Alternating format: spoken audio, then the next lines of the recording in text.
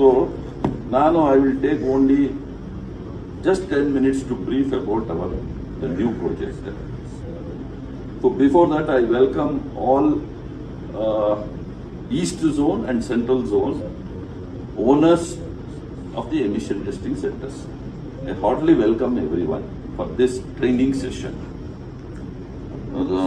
ಈ ಪರ್ಟಿಕ್ಯುಲರ್ ಪ್ರೋಗ್ರಾಮ್ಗೆ ನಾವು 4 months back already ನಾವು ಸ್ಟಾರ್ಟ್ ಮಾಡಿದ್ವಿ in the month of September. Software development ನೀವೆಲ್ಲ ಲಾಸ್ಟ್ ಒಂದು ಟ್ರೈನಿಂಗ್ ಮಾಡಿದಾಗ ನಾವೆಲ್ಲ ನಿಮ್ಮ ಇನ್ಪುಟ್ಸನ್ನು ತಗೊಂಡು ಸಾಫ್ಟ್ವೇರ್ನ ಏನು ಡೆವಲಪ್ ಮಾಡಿದ್ದೀವಿ ಅದನ್ನು ಅಪ್ಡೇಷನ್ಸ್ ಮಾಡಿಟ್ಟಿದ್ದೀವಿ.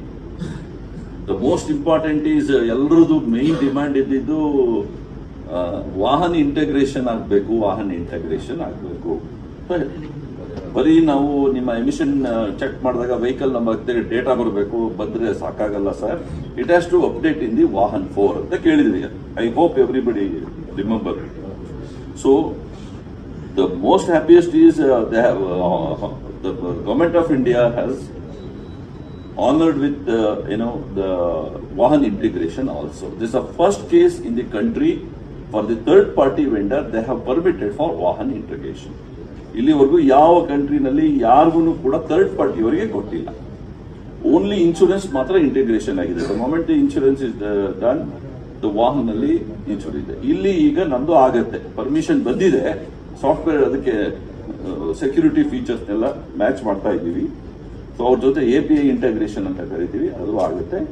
ಸೊ ಈಗ ಇಲ್ಲಿಯವರೆಗೆ ಆಂಧ್ರದಲ್ಲಿ ಹೋದ್ರೆ, ತಮಿಳುನಾಡಲ್ಲಿ ಹೋದ್ರೆ, ಮಹಾರಾಷ್ಟ್ರದಲ್ಲಿ ಹೋದ್ರೆ ನಿಮ್ದು ಏನ್ ಎಮಿಷನ್ ಟೆಸ್ಟಿಂಗ್ ಸೆಂಟರ್ ಮಾಡಿದ್ರೆ ಅವ್ರು ಡೌಟ್ಫುಲ್ ಅಲ್ಲಿ ನೋಡ್ತಾರೆ, ನಿಮ್ದನ್ನು ಅಕ್ಸೆಪ್ಟ್ ಮಾಡ್ತಾ ಇಲ್ಲ. There is a lot of demand from all associations. ಎಲ್ಲ ಅಸೋಸಿಯೇಷನ್ ಇಂದನೂ ಕೂಡ ಈ ರೀತಿ ಇಂಟಗ್ರೇಷನ್ ಆಗಲಿಲ್ಲ ಅಂದ್ರೆ ನಮ್ಗೆ ಅನುಕೂಲ ಆಗಲ್ಲ ಅಂತ ಹೇಳ್ತಾ ಇದ್ರು. ಅದು ಕೂಡ ನಾವು ಮಾಡಿಕೊಡ್ತೇವೆ. So I have committed before you. So ಎಲ್ಲ ಪರ್ಮಿಷನ್ಸ್ ಬಂದಿದೆ. ಬಟ್ ಪರ್ಮಿಷನ್ ಅಂದ್ರೆ ಸ್ವಲ್ಪ ಸಾಫ್ಟ್ವೇರ್ ಅಲ್ಲಿ ಇಂಟಗ್ರೇಷನ್ಸ್ ಎಲ್ಲ ಆಗ್ಬೇಕಲ್ಲ. ಸೊ ಸೆಕ್ಯೂರಿಟಿ ಫೀಚರ್ಸ್ ಅದು ಆಗ್ತಾ ಇದೆ. ನಾವು ಎರಡನೇ ಪಾಯಿಂಟು, ತಾವು ಕೆಲವ್ರದ್ದು ಮೇಜರ್ ಡಿಮ್ಯಾಂಡ್ ಇದೆ, ಏನು ಸ್ವಲ್ಪ ಜಾಸ್ತಿ ಇದಾಗ್ತದೆ ಅಂತ ಸರ್ಕಾರಕ್ಕೆ ಅನುಮತಿಗೆ ಕಳಿಸಿದ್ದೀವಿ. Very soon we are expecting ನಾವು ಏನು ರಿಕ್ವೆಸ್ಟ್ ಮಾಡಿದ್ದೀವಿ ಪ್ರೈಸ್ ಹೈಕು ಅದನ್ನ ಸರ್ಕಾರದಿಂದ ಬರುತ್ತೆ. ಎಷ್ಟು ಬರುತ್ತೆ ಏನು ಬರುತ್ತೆ ಅಂತ ಏನು ಕೇಳ್ಬಿಡಿ, ಒಳ್ಳೆ ರೆಸ್ಪೆಕ್ಟ್ಫುಲ್ ಅಮೌಂಟ್ ನಿಮಗೆ ಬರಬಹುದು ಅಂತ ನನ್ನ ಇದು. ಅದು ಸರ್ಕಾರದ ವಿವೇಚನೆಗೆ ಬಿಟ್ಟ ವಿಚಾರ. ನನ್ನ ಡ್ಯೂಟಿ ಏನಂದ್ರೆ ಕಮಿಟಿ ಫಾರಂ ಮಾಡಿದ್ವಿ, ಕಮಿಟಿ ರಿಪೋರ್ಟ್ ಅನ್ನ ಸರ್ಕಾರಕ್ಕೆ ಕಳಿಸಿದ್ವಿ. ಚೆನ್ನಾಗಿ ರೆಕಾರ್ಡ್ ಮಾಡ್ಕೊಳ್ಳಿ ಅದನ್ನ, ಯಾಕಂದ್ರೆ ಅದನ್ನೇ ನೀವು ಸುಮಾರು ಜನ ಕೇಳ್ತಾರೆ, ಕೆಲವರು ಮಾತ್ರ. ಸೊ ಇದನ್ನ ಸರ್ಕಾರದ ಹಂತದಲ್ಲಿದೆ, ಸರ್ಕಾರದ ಹಂತದಲ್ಲಿ ಬರ್ತದೆ. ಸರ್ಕಾರದಿಂದ ಬಂದ ಮೇಲೆ ನಾವು ಇದನ್ನ ರೋಲ್ಔಟ್ ಮಾಡ್ತೇವೆ. ಅಲ್ಲಿಂದ ಏನ್ ಬರ್ತದೆ, ನಿಮಗೆ ಏನ್ ರಿಕ್ವೆಸ್ಟ್ ಮಾಡಿದ್ವಿ ಸರ್ಕಾರದಲ್ಲಿ, ಅದು ಬಂದ ಮೇಲೆ ಇದನ್ನ ರೋಲ್ಔಟ್ ಮಾಡ್ತೀವಿ. ಅದಕ್ಕಿಂತ ಮುಂಚೆ ಪ್ರಿಪರೇಟರಿ ಏನೇನಿದೆ, ಹೇಗೆ ಸಾಫ್ಟ್ವೇರ್ ಅಲ್ಲಿ ರನ್ ಆಗುತ್ತೆ, ಹೇಗೆ ನಿಮ್ಮಲ್ಲಿ ನೀವು ಟೆಸ್ಟಿಂಗ್ ಪ್ರೊಸೀಜರ್ ಮಾಡಬೇಕು ಅನ್ನೋದನ್ನ ನಾವು ಈಗ ನಿಮಗೆ ಟ್ರೈನಿಂಗ್ ಸೆಷನ್ ಮೂಲಕ ಹೇಳ್ತೇವೆ. ಇನ್ನೊಂದು ವಿಚಾರ ಏನಂದ್ರೆ, ಕೆಲವರು ಕೇಳಿದ್ರು ವಿಡಿಯೋ ಮಾಡಬೇಕು, ಯಾವನೊಬ್ಬ ಬಂದು ಕೇಳ್ತಾನೆ ಓನರು ಹೆಂಗ್ ಮಾಡಬೇಕು ಅಂತ. ಅದು ಎಮಿಷನ್ ಟೆಸ್ಟಿಂಗ್ ಸೆಂಟರ್ನಲ್ಲಿ ಮಾಡುವಂತಹ ವಿಧಾನ ಗವರ್ಮೆಂಟ್ ಆಫ್ ಇಂಡಿಯಾ ಏನ್ ಗೈಡ್ಲೈನ್ಸ್ ಕೊಟ್ಟಿದೆ, ಮತ್ತೆ ನಮ್ಮ ಸರ್ಕಾರದಲ್ಲಿ ಒಂದು ಸಮಿತಿ ರಚನೆ ಆಗಿತ್ತು. ಈ ರೀತಿ ಆ ಸಮಿತಿನಲ್ಲಿ ಎಷ್ಟು ಜನ ಇಲ್ಲೀಗಲ್ ಆಗಿ ಟೆಸ್ಟಿಂಗ್ ಮಾಡ್ತಾ ಇದ್ದಾರೆ, ವೆಹಿಕಲ್ ಇಲ್ದಲೇ ಸರ್ಟಿಫಿಕೇಟ್ಸ್ ತೆಗೆದಿರೋದ್ರಿಂದ ಕೇಸಸ್ ಇದೆ. ವೆಹಿಕಲ್ ಇದ್ರೂ ಕೂಡ ಸುಮ್ಮನೆ ಏನೋ ಬೇಕಾಬಿಟ್ಟು ಇವರೇ ರೀಡಿಂಗ್ ಹಾಕಿ ಮಾಡುವಂಥದ್ದಿದೆ. ಎಷ್ಟು ಡೇಟಾದಲ್ಲಿ ತಾವು ತಮಗೆ ಮನಸ್ಸಿಗೆ ಬಂದಿದ್ದ ಡೇಟಾ ಹಾಕಿರೋ ರಿಪೋರ್ಟ್ಸ್ ನನ್ನ ಹತ್ರ ಇದೆ. ಎವ್ರಿಥಿಂಗ್ ನನಗೆ ಈಗಿರುವಂತಹ ಈ ಸರ್ಕಾರದಿಂದ ಒಂದು ಸರ್ವರ್ಸ್ ಇದೆ, ಆ ಸರ್ವರ್ ಅಲ್ಲಿ ನಾವು ಅನಾಲಿಸಿಸ್ ಮಾಡಿದೀವಿ. ಎಷ್ಟು ಅಂದ್ರೆ ಎಲ್ಲರೂ ಹಿಂಗ್ ಮಾಡಿದೀರಾ ಅಂತ ನಾನು ಹೇಳ್ತಿಲ್ಲ, ನಡೀತಾ ಇದೆ.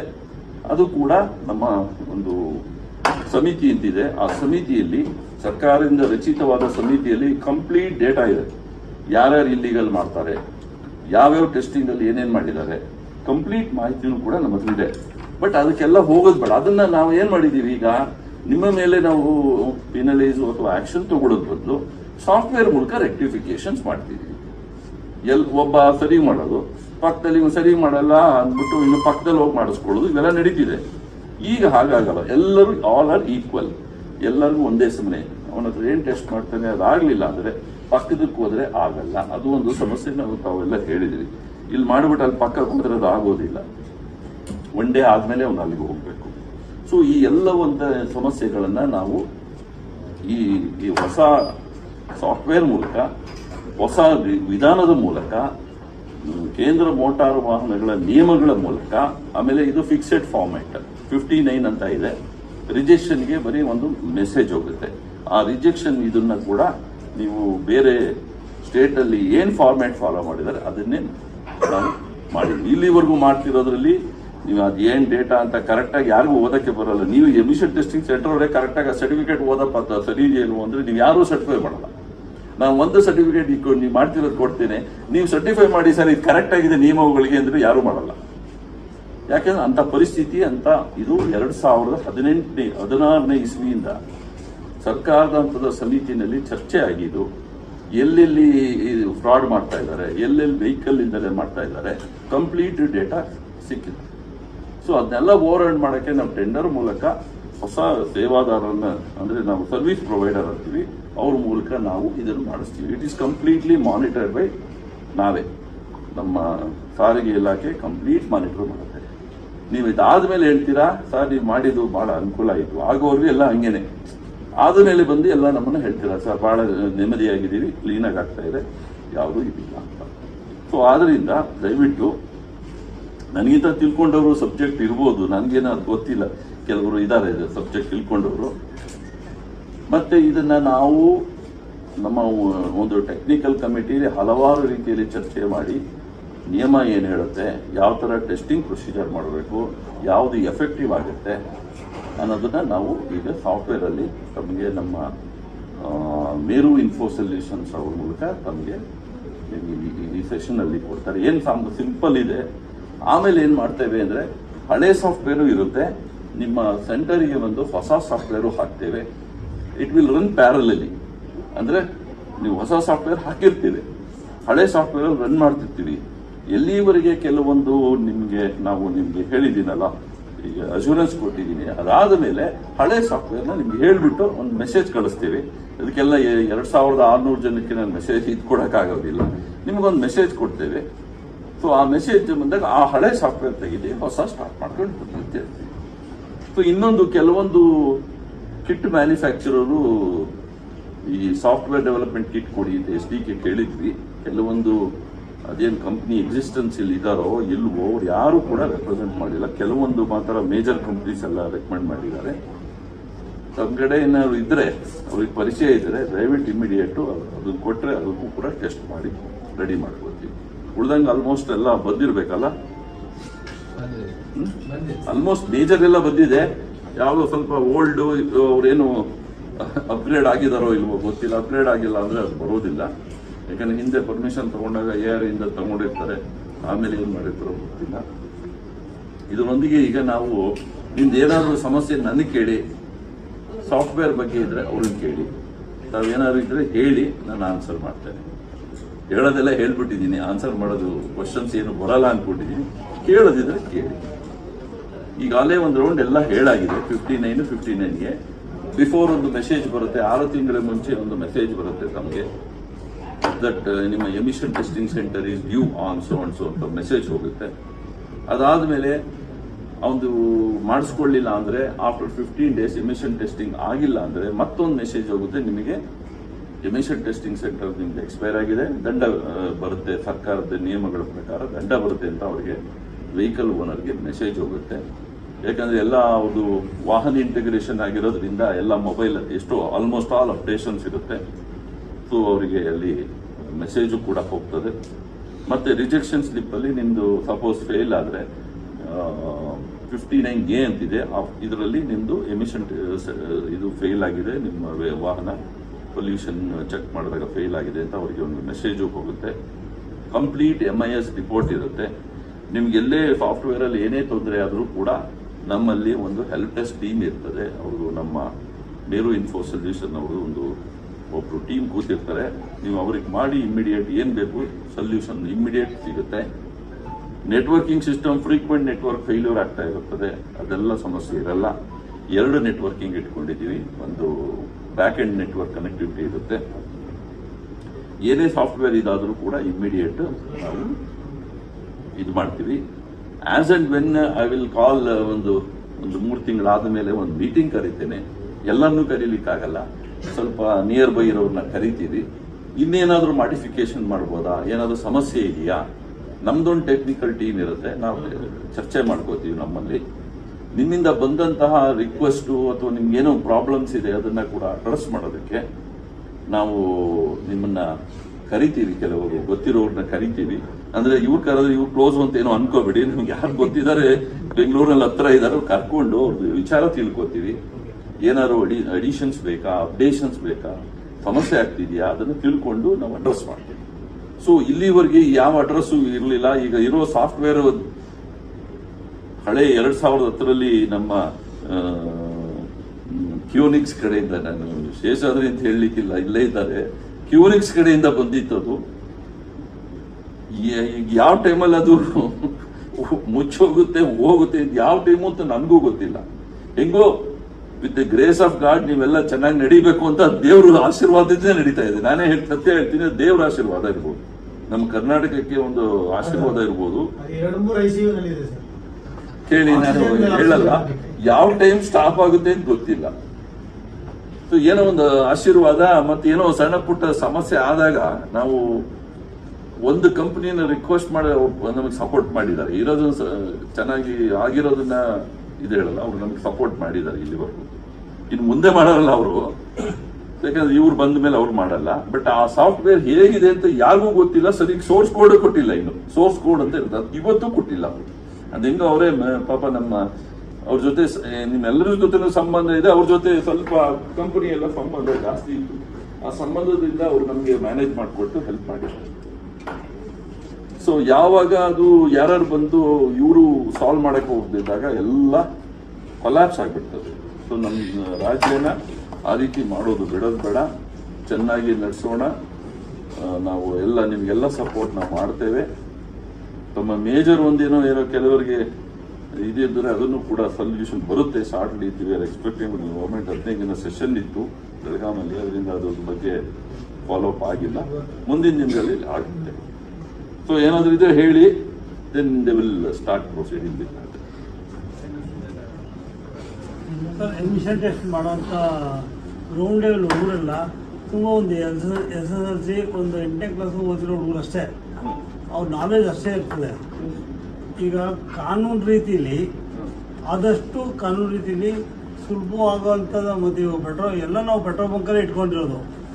ಏನಾಗ ಕೆಲವೊಂದೆಲ್ಲ ಅಲ್ಲಿ ಕಸ್ಟಮರ್ ನಿಲ್ಲಲ್ಲ, ಯಾಕಂದರೆ ಕ್ರೌಡ್ ಇರ್ತದೆ, ಪೆಟ್ರೋಲ್ ಬಂಕ್ ಚಿಕ್ಕದಿರ್ತದೆ, ದೊಡ್ಡದಿರ್ತದೆ, ಅಲ್ಲಿ ಕಸ್ಟಮರ್ ನಿಲ್ಲಲ್ಲ. ಅವರು ಮ್ಯಾಕ್ಸಿಮಮ್ ಒಂದು ನಿಮಿಷ ನಿಲ್ಲೋದು ಹೆಚ್ಚು.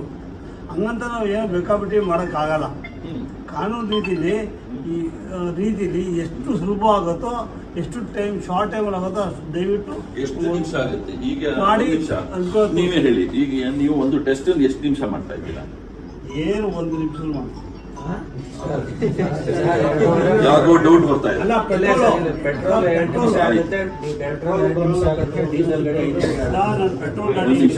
ಪೆಟ್ರೋಲು 2 ನಿಮಿಷ ನೋಡ್ಕೊಂಡು ಮಾತಾಡಿ. ಯಾಕಂದ್ರೆ ನಾನು ಕಂಪ್ಲೀಟ್ ಡೇಟಾ ಇದೆ. ನಾನು ಬೆಂಗಳೂರಿನಲ್ಲಿ, ನನ್ನ ಸರ್ವಿಸ್ ಎಲ್ಲ ಬೆಂಗಳೂರೇ ಆಗಿದೆ. ಬೆಂಗಳೂರಿನಲ್ಲಿ ಪ್ರತಿ ಎಮಿಷನ್ ಟೆಸ್ಟಿಂಗ್ ಸೆಂಟರ್ ನಾನೇ ಸ್ವಂತವಾಗಿ ಹೋಗ್ತಿದ್ದವು. ನನ್ನ ಇನ್ಸ್ಪೆಕ್ಟರ್ಸ್ ಕಳಿಸ್ತಿರ್ಲಿಲ್ಲ. ಬಾಟಮ್ ಲೆವೆಲ್ ಇಂದ ಗೊತ್ತಿದೆ ಎಲ್ಲ. ನೀವೆಲ್ಲ ನಮ್ಮ ಸ್ನೇಹಿತರೆ, ಆತ್ಮೀಯರೇ. ಯಾಕೆ ಅಂತ ಹೇಳ್ತೀನಿ, 2005ರಲ್ಲಿ ನನ್ನ ಟ್ರೈನಿಂಗ್ ಕಳಿಸಿದ್ರು. ಆ 4 ಗ್ಯಾಸ್ ಅನಲೈಸರ್ಗೆ ನಾವು ಇದನ್ನ ಅಪ್ಗ್ರೇಡ್ ಮಾಡೋದಲ್ಲ, ಸ್ಮೋಕ್ ಮೀಟರು ಮತ್ತೆ ಇದನ್ನ. ಅವಾಗ ನಾನು ARN ನಲ್ಲಿ 5 ದಿನ ಟ್ರೈನಿಂಗ್ ಪಡ್ಕೊಂಡ್ ಬಂದಿದ್ದೆ. ನಾಮ್ಸ್ ಚೇಂಜ್ ಆಯಿತು. ಸೊ ಅವಾಗ ನನ್ನನ್ನ ಟ್ರೈನಿಂಗ್ ಹಾಕಿದ್ರು. ಅದಾದ ಮೇಲೆ ಏನ್ ಮಾಡಿದೆ, ನಾನೇ ಪ್ರತಿಯೊಂದು ಎಮಿಷನ್ ಟೆಸ್ಟಿಂಗ್ ಸೆಂಟರ್ ಖುದ್ದಾಗಿ ಹೋಗ್ತಿದ್ದೆ. ನನ್ಗೆ ಲೆಕ್ಕ ಏನು ಅಂದ್ರೆ, ಬರೀ ಇನ್ಸ್ಪೆಕ್ಷನ್ ಪಾರ್ಟ್ ಅಂತಲ್ಲ, ನೀವು ಹೆಂಗ್ ಮಾಡ್ತೀರಾ, ಏನ್ ಕಷ್ಟ ಸುಖ ಎಲ್ಲವನ್ನೂ ನನಗೆ ಅಲ್ಲಿ ಗೊತ್ತಾಗ್ತಿತ್ತು. ಇನ್ಸ್ಪೆಕ್ಟರ್ ಕಳಿಸ್ಬೇಕಿತ್ತು, ಇನ್ಸ್ಪೆಕ್ಟರ್ಗೆ ಮೆಮೊ ಹಾಕ್ಬೇಕು, ಇನ್ಸ್ಪೆಕ್ಟರ್ ಹೋಗ್ಬೇಕು, ಇನ್ಸ್ಪೆಕ್ಟರ್ ಟೈಮು, ನಮಗೆ ಟೈಮ್ ಇರುತ್ತಿತ್ತು, ಇನ್ಸ್ಪೆಕ್ಟರ್ಗಳಿಗೆ ಬಹಳ ಕಷ್ಟ, ಟೈಮ್ ಇರ್ತಿರ್ಲಿಲ್ಲ ಪಾಪ, ಅವ್ರಿಗೆ ತುಂಬಾ ಕೆಲಸ ಇರ್ತಿತ್ತು. ಸೊ ಅವ್ರಲ್ಲಿ ಹೋಗಿ ಅವ್ರು ಬಂದು ಅವನೊಂದು ಬರೋದು, ಅವನು ನನಗೆ ಕೊಟ್ಟು ನಾನು ಇಲ್ಲಿ ಮಾಡೋದು, ನಾನೇ ಒಂದು ರೌಂಡ್ ಆದ್ಮೇಲೆ ನನಗೊಂದು ಇನ್ಸ್ಪೆಕ್ಷನ್ ಆಗ್ತಿತ್ತು, ನನಗೊಂದು ಸಂಪರ್ಕ ಬೆಳೀತಿತ್ತು ಅಂತೇಳಿ ಆಮೇಲೆ ಸ್ಟಡಿ ಮಾಡ್ದಂಗೆ ಆಗ್ತಿತ್ತು ಅಂತ ನಾನೇ ಖುದ್ದಾಗಿ ಬಂದಿದ್ದೀನಿ. ಹೋಪ್ ಎಲ್ಲರಿಗೂ ಗೊತ್ತಿದೆಯೋ ಇಲ್ವೋ ಗೊತ್ತಿಲ್ಲ. ನಾನು ಎಲ್ಲ ಕಡೆಗೂ ನಾನೇ ಬರ್ತೀನಿ. ಈಗ ಯಾರು ಚೇಂಜ್ ಆಗಿದ್ರು ಏನೋ ಗೊತ್ತಿಲ್ಲ. ಸೊ ಹಾಗಾಗಿ ಪ್ರತಿ ಕಷ್ಟ ಸುಖ ಎಲ್ಲ ಗೊತ್ತು. 2 ನಿಮಿಷ 5 ನಿಮಿಷನೇ ಇಟ್ಕೊಳ್ಳಿ. ಈಗಿಂದ ಪ್ರೆಸೆಂಟ್ ಎಷ್ಟಾಗ್ತದೆ ಇದು? ಅಷ್ಟೇ ಆಗ್ತದೆ. ಪೆಟ್ರೋಲ್ ಗಾಡಿಗೆ ಒಂದು 2 ಮಿನಿಟ್ಸ್ ಒಳಗೆ ಕಂಪ್ಲೀಟ್ ಆಗ್ತದೆ. ಡೀಸೆಲ್ಗೆ ಒಂದು 5 ನಿಮಿಷದಿಂದ 7 ನಿಮಿಷ. ಏನು ಆಗಲ್ಲ, 7 ನಿಮಿಷ. ಈಗೆಲ್ಲ ಹೈ ಟೆಕ್ನಾಲಜಿ ಡೀಸೆಲ್ ವೆಹಿಕಲ್ಸ್ ಇದೆ.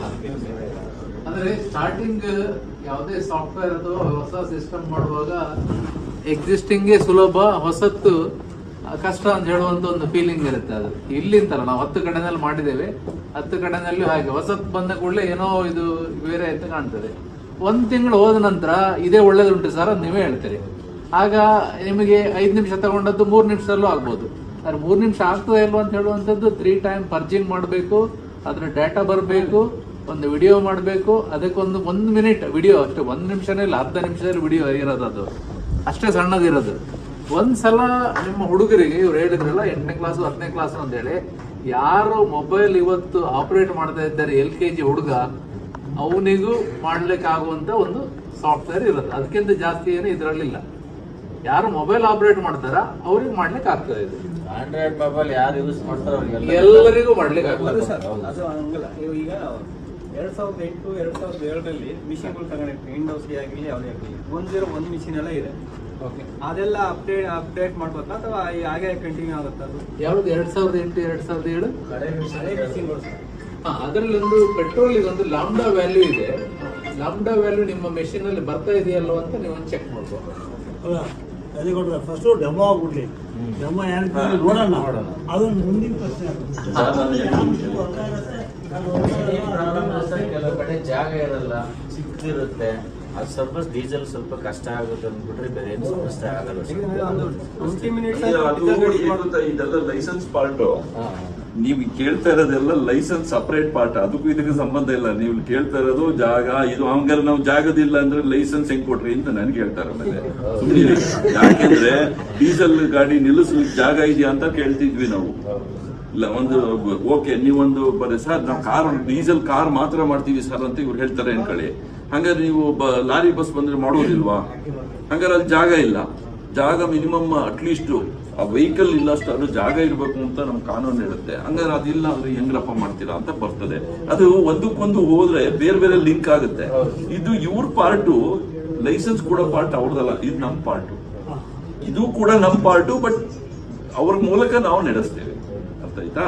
ಫಸ್ಟು ನೀವು ಸಾಫ್ಟ್ವೇರ್ ನ ಹಾಕೊಂಡು ಪ್ಯಾರಲಲ್ ಆಗಿ ನೀವು ಓಲ್ಡ್ ಸಾಫ್ಟ್ವೇರ್ನೇ ರನ್ ಮಾಡಿ.